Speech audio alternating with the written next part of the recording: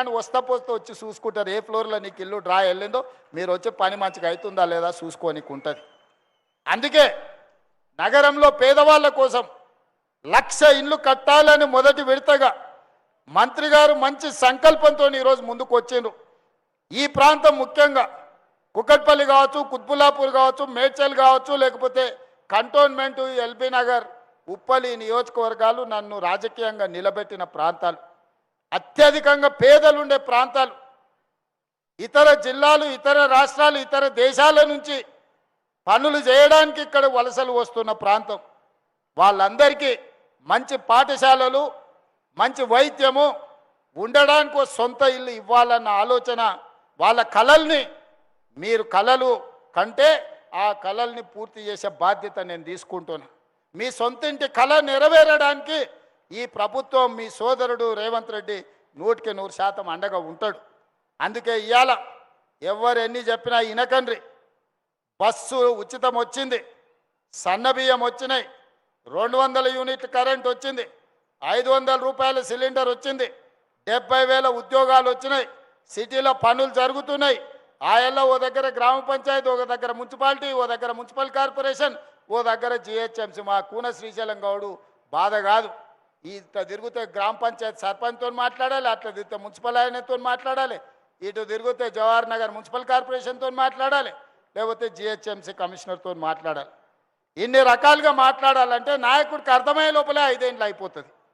అందుకే ఈరోజు Cyberabad municipal commissionerate create చేసి మీ రోడ్లు కానీ, మీ ఫ్లైఓవర్లు కానీ, మీ లేక్స్ కానీ, మీకు అవసరమైన విద్యుత్తు కానీ, పాఠశాలలు పనిచేయడానికి నూతన కమిషనరేట్ ఏర్పాటు చేసి ఈరోజు హైటెక్ సిటీ దగ్గరనే 5 ఎకరాలల్లో 100 కోట్ల పైగా పెట్టి మున్సిపల్ కార్పొరేషన్ ఆఫీస్ని ఈరోజు కడుతున్న మంచి కమిషనర్ను మీకు ఇచ్చిన, మంచిగా పని చేయించుకోరు. మా గాంధీ గతంలో ఊకే సతాయిస్తాడు నన్ను, అన్నా నీళ్ళు వస్తలేవు, మోరి పోతలేదు, రోడ్ అయితే లేదు, ఇదైతే లేదు, అదైతే లేదని. కార్పొరేషన్ చేసి కొత్త కమిషనర్ ఇచ్చినాక గాంధీ నా జోలికే వస్తలేడు. ఏదైనా ఉంటే అక్కడనే పని చేయించుకుంటాడు, మంచి జరుగుతుంది. అట్లనే మీరు కొనుక్కున్న భూమి ఏదైనా కారణం చేత 22A పడి ఉంటే మీరు కొనుక్కున్న భూమి ఏడికి పోదు, 1 ఇంచు కూడా ఏదికి పోదు. నేను ఇస్తున్న జమనాత్ ఇస్తున్నా, మీకు భరోసా ఇస్తున్నా. మీ భూమి మీకు అధికారులతో మాట్లాడి మీరు రిజిస్ట్రేషన్లు చేసుకున్నట్టు అన్ని ఆదేశాలు ఇస్తా. ఒక్క సర్వే నెంబర్లు 500 ఎకరాలు ఉంటే కోర్టు ఆర్డర్ ఇస్తే ఆ సర్వే నెంబర్ మొత్తం 22A ప్రొహిబిటెడ్ లిస్టులో పెడుతున్నారు. అందుకే బై నెంబర్లు ఇచ్చి కేసున్న 2 ఎకరాలు, 4 ఎకరాలు, 5 ఎకరాలు ఉంటే, కోర్టు ఆదేశాలు ఉంటే, ప్రభుత్వ భూమి ఉంటే వాటిని పక్కన పెట్టి మిగతాయి మీరు కొనుక్కున్న భూములు, మీరు కట్టుకున్న ఇండ్ల భూములు రిజిస్ట్రేషన్ అయ్యేటట్టు 100% మీకు మంచి జరిగేటట్టు చేస్తా. ఎవరు ఆందోళన చెందాల్సిన పని లేదు. కొంతమంది కోర్టులు పెట్టి సోషల్ మీడియాలో పెడుతురు.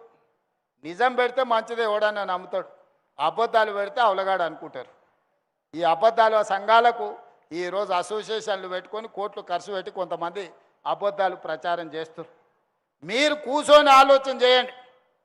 10 ఏళ్ళు ఆసారు ఏం చేసిండు, 2 ఏళ్ళు మీ తమ్ముడు ఏం చేసిండో మీరు లెక్కేయండి. ఆయన ఇచ్చింది ఏదన్నా ఆపినా, ఆయన ఇచ్చింది ఏదన్నా గుంజుకున్నానా, ఆయన ఏదన్నా సంపాదించాడ పెడితే నేను తీసుకుపోయాను తాకట్టు పెట్టినా, ఒక్కసారి ఆలోచన చేయండి.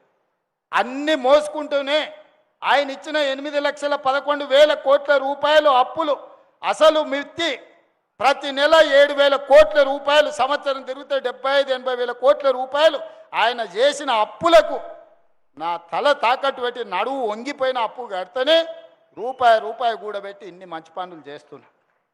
నాకు వయసు ఉంది, ఓపిక ఉంది, మీకోసం పని చేయాలన్న సంకల్పం ఉంది. విధ్వంసమైన తెలంగాణను వికాసం వైపు నడిపించడానికి రోజుకు 18 గంటలు పనిచేసే శక్తి దేవుడు నాకు ఇచ్చిండు. అన్ని అవకాశాలు అయిపోయినాక అదృష్టం అనేదే సమస్య అయినప్పుడు దేవుడు నా వైపు ఉంటాడు, అదృష్టం నా వైపు ఉంటుంది.